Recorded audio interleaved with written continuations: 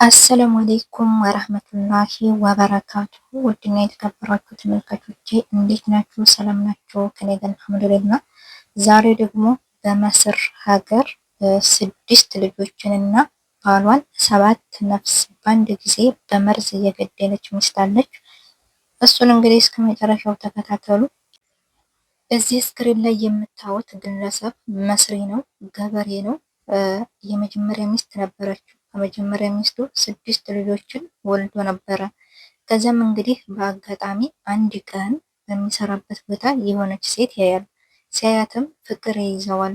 እሱም እንግዲህ ሙስሊም እንደመሆኑ መጠን አንድ ሙስሊም የማስተዳደር አቅም ካለው 2ም 3ም 4ም ማግባት ስለሚቻል ይችን ሴት ለትዳር ይጠይቃታል ማለት ነው። ከዛም ይጋባሉ። ከዚችም ከዚችም እያለ ከሁለቱም ሚስቶቹ ጋር ይኖራል ማለት ነው። እንግዲህ ወደ ሁለተኛ ሚስቱ ይቺ ወደ መጀመሪያ ሚስቱ ብዙ ጊዜ ይሄዳል እና በኋላ ሁለተኛ ሚስት ያገባት ሴትዮ እንደ መጀመሪያዊቱ ሚስቱ አልሆነችለትም። የመጀመሪያዊቱ ሚስቱን ይቅርታ ጠይቆ እንግዲህ ከእሷ ጋር ለመኖር ይወስናል ማለት ነው። ያችን እፈታሻለሁ ይላታል። ሁለተኛ ያገባትን ሚስቱን እፈታሻለሁ፣ የመጀመሪያ ሚስቱን ይቅርታ ጠይቆ ወደ መጀመሪያ ሚስቱ ይመለሳል ማለት ነው። እና በሚመለስበት ሰዓት እሷንም አልፈታትም። በጣም ትቀናለች፣ በቅናት ትናደዳለች ማለት ነው። እና ምን ታደርጋለች? ዳቦ ኮብዝ ትጋግርና የሀገራቸውን ዳቦ፣ ሰውየው ገበሬ ነው ብያችኋለሁኝ። ግብርና የሚሰሩ ሰዎች ደግሞ አትክልቱን ትላትልና የበላባቸው የሚጠቀሙት መርዝ አለ፣ የሚረጭ መርዝ፣ ዱቄትም አለ ፈሳሽም አለ። እሷ እንግዲህ ከዛ ታነሳና ሊጡን ስታቦካ ያን መርዝ ትጨምረዋለች ማለት ነው። ያንን መርዝ ትጨምርና ወደ ልጆቹ እናት ወደ ባሏ ሚስት ሄደ እንቺ ላንቺም ለልጆችሽም። እሷ ግን ያሰበችው ልጆቹን ሳይሆን እሷን መግደል ነበረ። የባሏን የመጀመሪያ ሚስቱን ለመግደል ነበረ እቅዷ።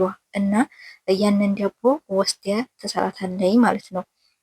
የመጀመሪያ ሚስቱ ግን በጣም ስለምትፈራ ምናልባትም ሲሄድ ታደርግብኛለች እያለች ስለምትፈራ እሷ ያን ዳቦ አልበላችም። ነገር ግን 6 ልጆቹ ያንን ዳቦ እራታቸውን በልተው ይተኛሉ ማለት ነው። ልጆቹ ከተኙ በኋላ ባልየው ይመጣል። ባልየውም ያንን ዳቦ ሚስት ያመጣችው ዳቦ ነው ብላ ትሰጠዋለች። እሱም ይበላል። እንግዲህ ከተኙ በኋላ 3ቶቹ ልጆች ትናንሽ ናቸው፣ 3ቶቹ ደግሞ በጣም ከፍ ከፍ ያሉ ናቸው። በመጀመሪያ ትናንሾቹ ልጆች 3ቶቹ ሌሊት ላይ ይታመማሉ። ከዛም ወደ ሆስፒታል ይሄዳሉ፣ ህይወታቸው ያልፋል 3ቶቹ። ከነጋ በኋላ ደግሞ 3ቶቹም እንደዚሁ በጣም ታመሙ፣ ወደ ሆስፒታል ሄዱ። እነሱም ህይወታቸው አለፈ፣ 6ቱ ልጆች ማለት ነው።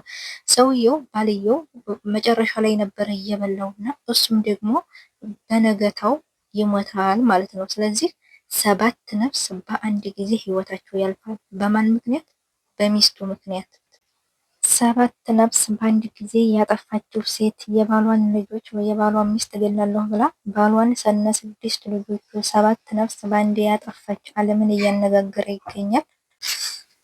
እናም እንግዲህ እቺ ሴትዮ ይሁ ፍርድ ቤት ቀርባለች። እንግዲህ ከገደለችው ባሏ የወለደቻት ልጅ ናት። እንደምታዋት ህፃን ልጅ ታቀፈ ነው ፍርድ ቤት የቀረበችው። የሚያሳዝነው የልጆቹ አያቶች በጣም ነው የሚያሳዝኑት።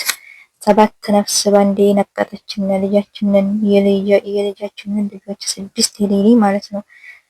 በጣም ሀዘን ላይ ናቸው እነሱ። እና እንግዲህ ልጇን እንደዚህ ታቀፋ ፍርድ ቤት ቀርባለች። ይቺ ሴትዮ ትገደልልን እያሉ ነው የሟች ቤተሰብ።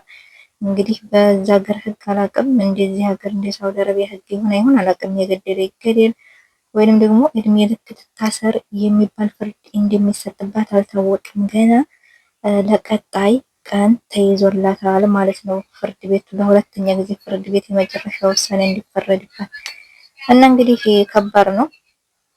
ለወንድ ብላ 6 ነፍስ ባንዴ አጠፋች። እዚህ ጋር አባትዮ በጣም ነው የሚያሳዝነው።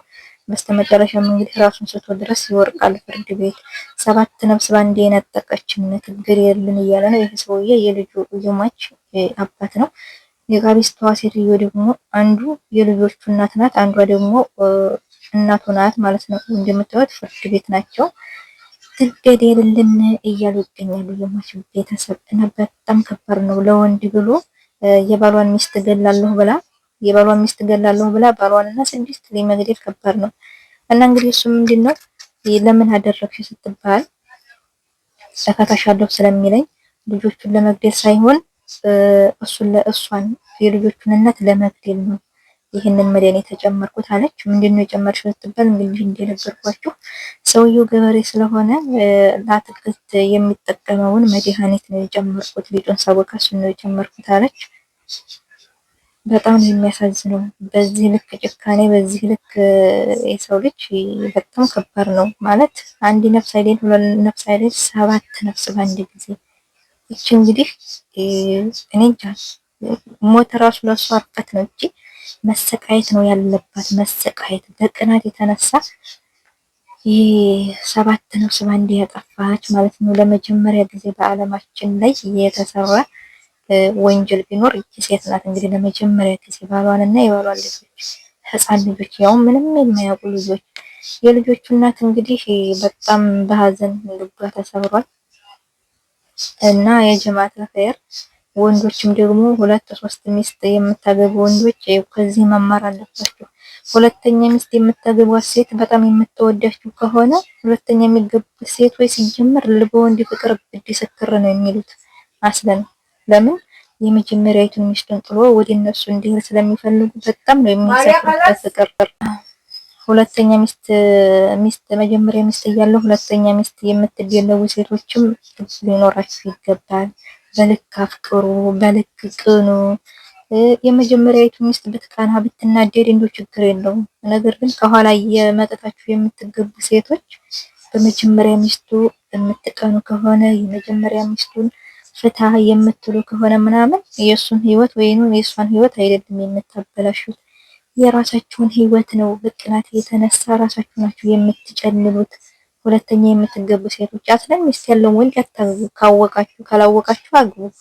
እያወቃችሁ ግን ሚስት ያለው ወንድ አግብታችሁ በኋላ በቅናት ያዙ ልቀቁኝ፣ የመጀመሪያ ሚስትህን ፍታ። ከዛ ደግሞ የመጀመሪያ ሚስቱ ጋር ሲሄድ እንደዚች ሴትዮ በቅናት የምትሰክሩ ከሆነ ራሳችሁ ናችሁ የምትጎዱት መጨረሻ ላይ። እና እንግዲህ እንደምታዩት ይሄን የሰውየው አባት በጣም ነው የሚያሳዝነው። በስተርጅና ትልቅ ሰው በልጆቹ ሀዘን በልጁና በልጁ ልጆች ሀዘን ልቡ ተሰብሯል። በጣም ነው የሚያሳዝነው። እንደምታዩት ራሱን ስቶ ውሃ ምናምን እያረጉበት ነው። ለምን 7 ልጅ እያለ ነው። በቃ 7 ነፍስ ነቀጠችኝ የልጅን ልጆች ምናምን እያለ ነው። በጣም ነው ደግሞ የሚያሳሱት ልጆች እንደምታዋቸው። እና ይቺ ሴትዮ ትገደል እውነት። እንደውም መሰቃየት ነው ያለባት። መገደል ለሷ አልፈት ነው መሰቃየት። እስር ቤት እንግዲህ ህፃን ልጇን ይዛ እኔ እንጃ። በጣም የሚገርም ነው እንግዲህ በአለማችን እየነገገረ ያለው ወንጀለኛ እየነገገረ ያለች ወንጀለኛ ሴት አረመኔ ባሏን እና የባሏን ልጆች የገደለች 7 ነፍስ እያጠፋች እየተባለች ነው። ቤተሰብ ይህንን ይመስላል።